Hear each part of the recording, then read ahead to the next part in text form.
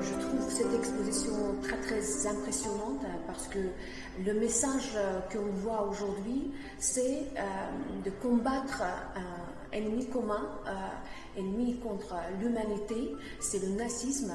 Et moi, je pense que c'est notre devoir, c'est de mémoire. C'est important de passer ce message à la génération future. L'Azerbaïdjan aussi, à l'époque, c'est un pays qui a souffert de l'agression des nazis. Beaucoup de gens ont été morts à la fin de la Seconde Guerre mondiale. Et moi, je suis tellement heureuse que de la part de la Chine, notre partenaire important, stratégique, on voit aussi ce message très important qui est présenté en Europe. J'aimerais bien répéter une fois encore que mémoire, c'est notre devoir. Donc, au Bélarus, on comprend bien qu'est-ce que ça veut dire la guerre, et bien sûr, on partage cette douleur, cette perte humaine qu'on peut observer, que la Chine a perdu pendant sa guerre contre les Japonais. Et bien sûr, on était à côté l'un de l'autre dans la Deuxième Guerre mondiale contre le fascisme.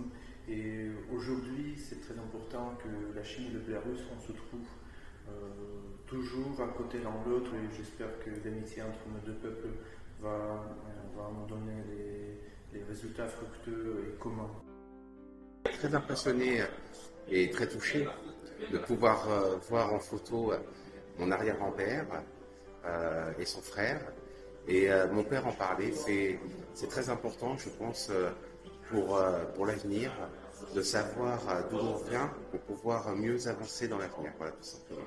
C'est-à-dire qu'on a pu imprimer pendant la guerre le journal de résistance qui était après envoyé par avion et parachute sur les champs de bataille pour que les gens puissent suivre l'avancée de la guerre, tout simplement.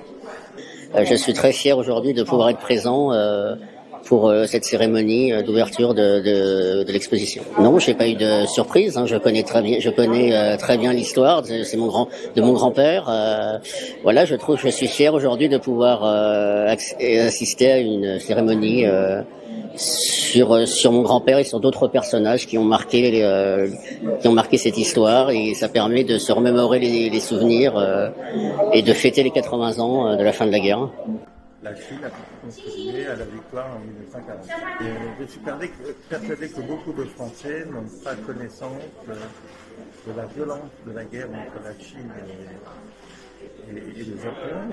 Et c'est peut-être une occasion de rappeler cette période de l'histoire qui était tragique et qui, heureusement, s'est bien terminé pour les Alliés. Et on espère tous que ça ne recommence pas, même si certains symptômes laissent supposer que ça peut toujours revenir. Donc la situation n'est pas simple et il faut savoir la prévenir plutôt que la guérir.